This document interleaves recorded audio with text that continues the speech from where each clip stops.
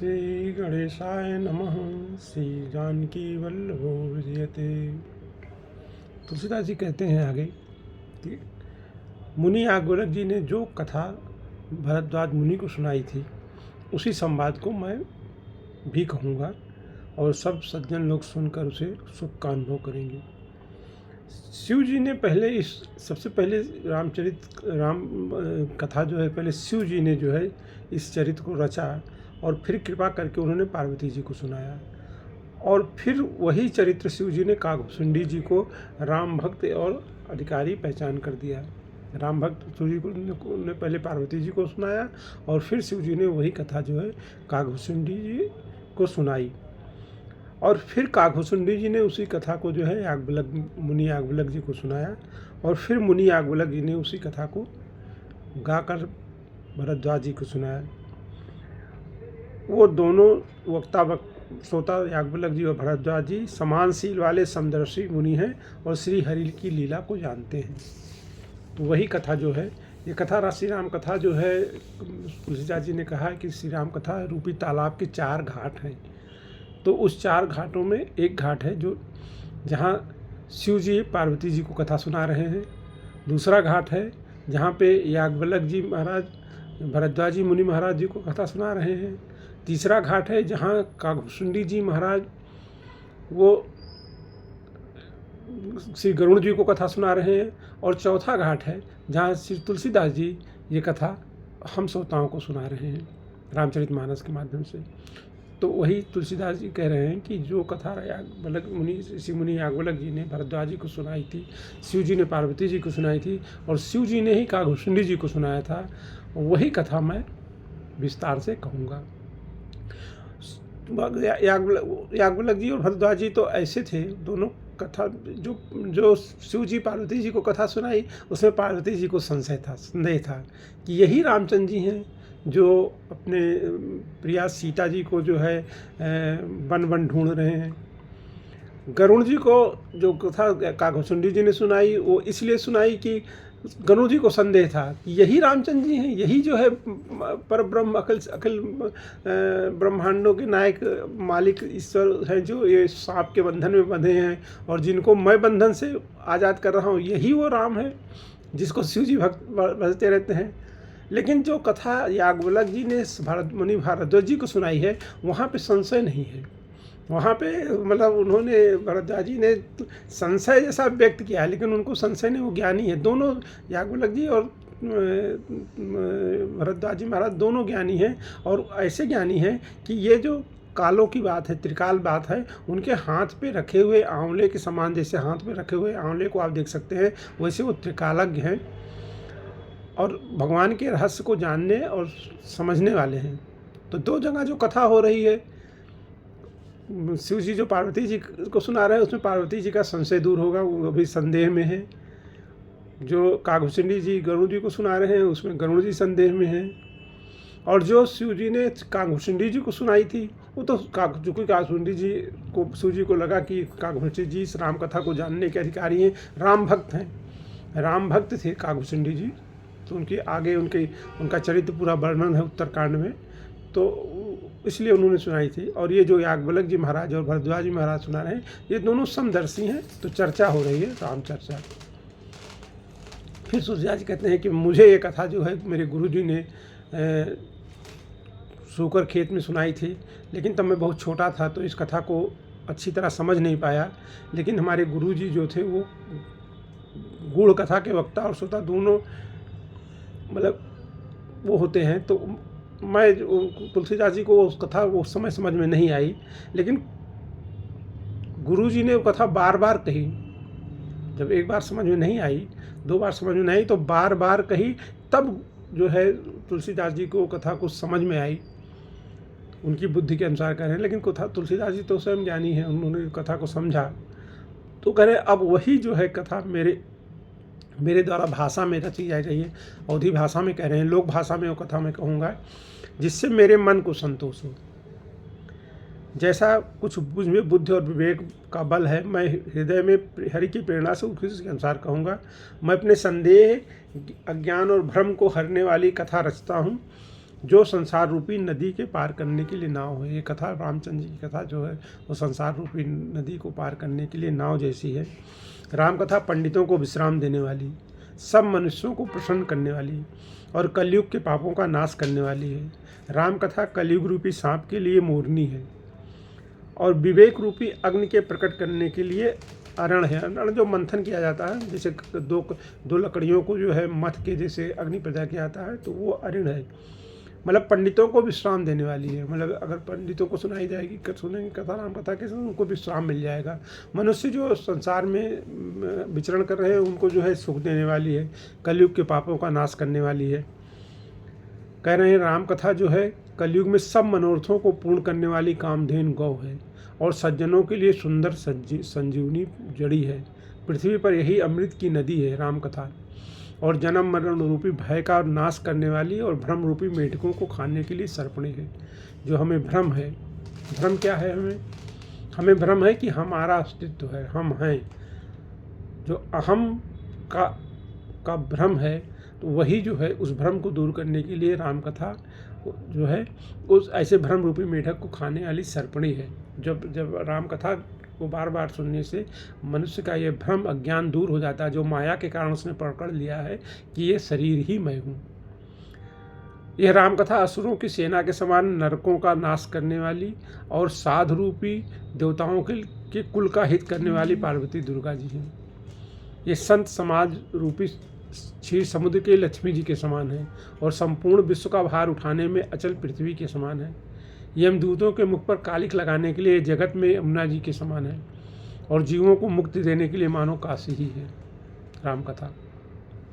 ये श्री राम जी को पवित्र तुलसी के समान प्रिय है और तुलसीदास के लिए हुलसी के समान हृदय से हित करने वाली है। जैसे तुलसीदास जी की माता का नाम हुलसी था, तो माता से ज़्यादा बच्चे का हित कौन चाहेगा। तो ऐसे तुलसीदास जी कहते हैं कि मेरे लिए एक कथा माता हुलसी के जैसा मेरा हित चाहने वाली है।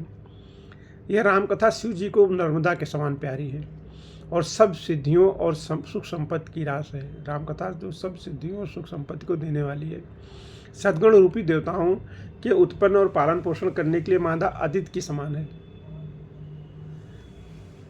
श्री रघुनाथ जी की भक्ति और प्रेम की परम सीमा सी है। जब एक बार इसमें माता आदित्य का इन्होंने तुलसीदास जी ने जिक्र किया है, सद्गुण सुरगुण अम्ब आदित्य जी ने जो है अपने उनकी बहन थी दीति, उनके पुत्र दैत्य थे। तो जब दैत्यों का बहुत ज़्यादा मतलब वो बढ़ गया, तो अदिति माता ने अपने कश्यप ऋषि से पूछ के एक व्रत किया था जिसे पयो व्रत कहा जाता है। तो अपने देवताओं के हित के लिए, अपने पुत्रों के कल्याण के लिए उन्होंने महर्षि कश्यप से पूछ के वो पयोव्रत किया जाता था। वो पयोव्रत इसी फागुन के महीने में जो है होली के बाद होता है 12 दिन का। उसमें भगवान विष्णु की जो है आराधना होती है और वो 12 दिन जो है केवल दूध पे निर्वाह किया जाता है। वो ये कथा श्रीमद् भागवत में आती है।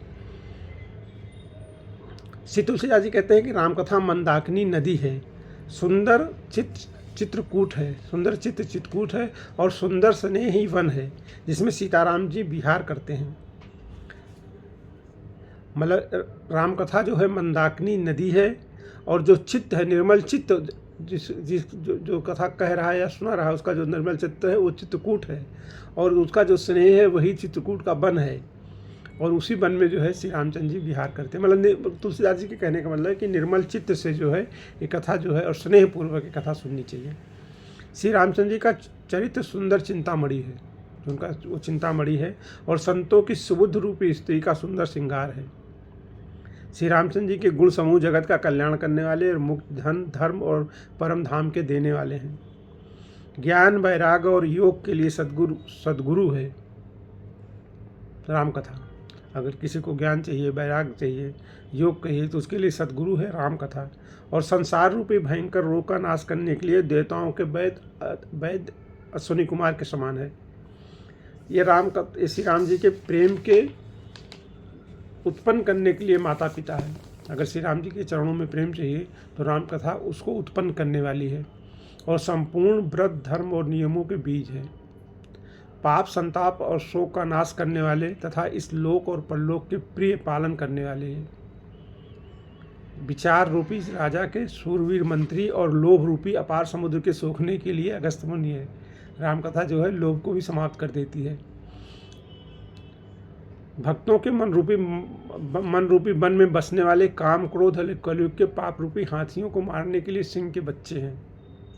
रामकथा शिव जी के पूज्य और प्रियतम अतिथि हैं। रामकथा और दरिद्रा रूपी दावानल के बुझाने के लिए कामना पूर्ण करने वाले मेघ हैं। रामकथा विषय रूपी सांप का जहर उतारने के लिए मंत्र है और महामणि है। ये ललाट पर लिखे हुए कठिनता से मिटने वाले बुरे प्रारब्ध को भी मिटा देने वाले हैं।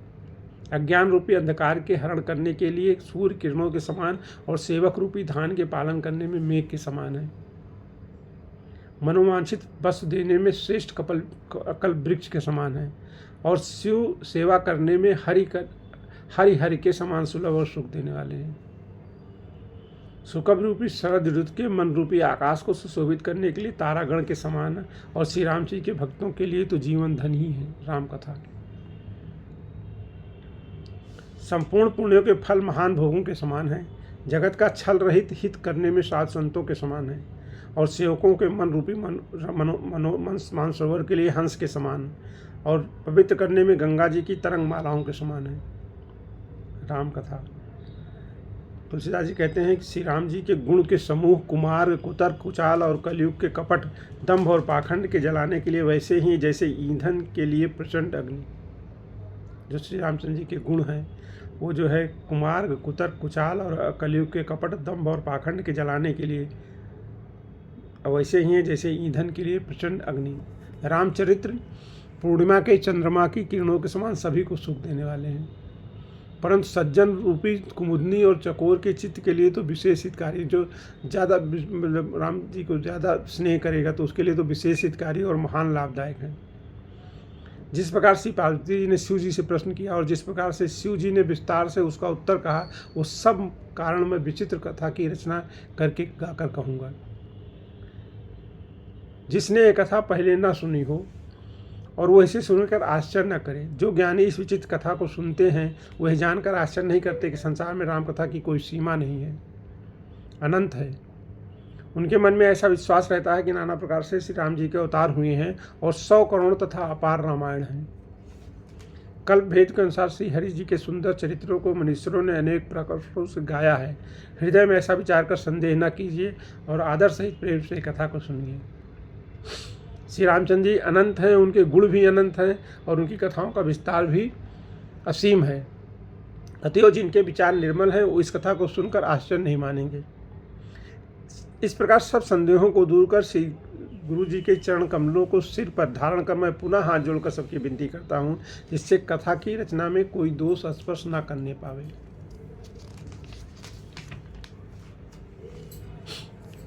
तुलसीदास जी कह रहे हैं कि अब मैं आदरपूर्वक श्री जी को सिर नवाकर श्री राम जी के गुणों की निर्मल कथा कहता हूँ।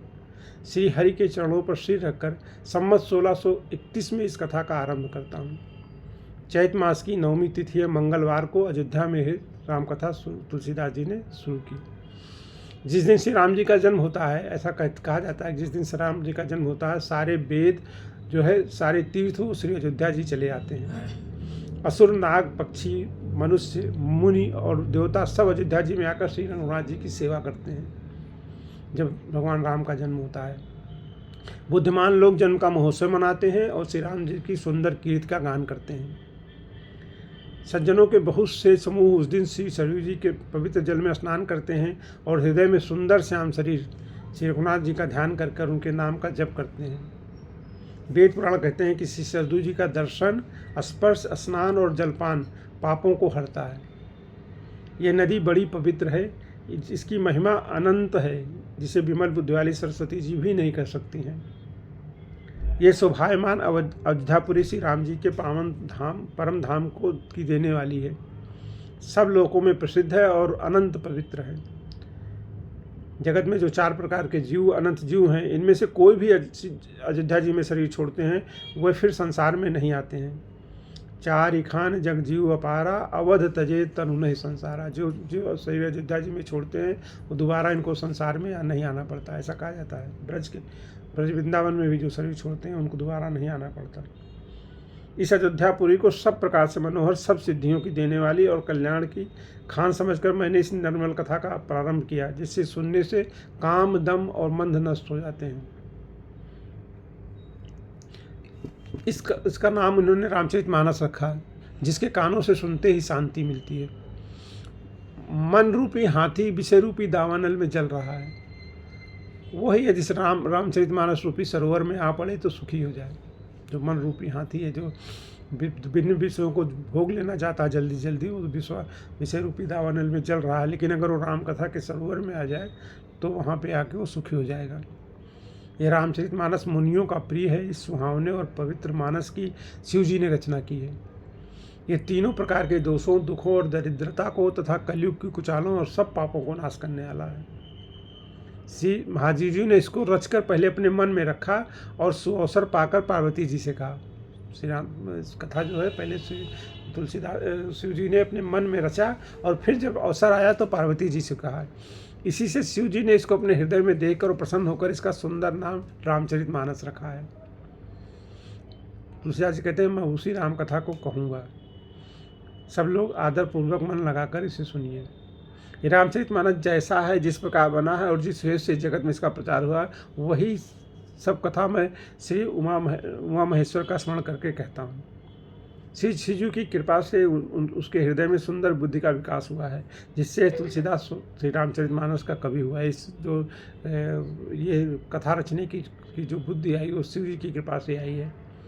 अपनी बुद्धि के अनुसार तो इसे मनोहर ही बनाता है, लेकिन फिर भी सज्जनों, सुंदर चित्त से सुनकर इसे आप सुधार लीजिए।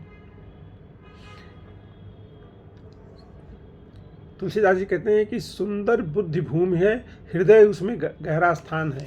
वेद पुराण समुद्र हैं और साधु संत मेघ हैं। श्री रामचंद्र जी के सुंदर सुयस रूपी सुंदर मनोहर और मंगलकारी जल की वर्षा करते हैं। इसमें तुलसीदास जी ने रामचरितमानस की तुलना जो है एक तालाब से की है। रामचरितमानस सर कहते हैं तो कहते हैं कि इस तालाब की जो मतलब सुंदर बुद्धि जो है वही उसकी भूमि है। मतलब सुंदर बुद्धि पे ही ये जो है तालाब बना है राम कथा रूपी, और हृदय ही उसमें गहरा स्थान है। और सुंदर बुद्धि में जो हृदय है, हृदय का जगह जो है वो उस मतलब सुंदर उस भूमि पे जो गहरा स्थान बनाया गया है, तालाब जहाँ बना हुआ है, तो वो हृदय उसका गहरा स्थान है। वेद पुराण समुद्र हैं, वेद पुराण समुद्र हैं और साधु संत मेघ हैं। और वह साधु संत रूपी जो है राम जी का जो सुंदर मधुर मनोहर और मंगलकारी जल की वर्षा करते हैं, तब ये तालाब भरता है रामचरितमानस। तो रामचरितमानस रूपी तालाब का जो भूमि है वो सुंदर है। हृदय जो है गहरा स्थान है, जो गहरा भूमि पर गहरा करके तालाब बनाया जाता है, तो गहरा स्थान हृदय है।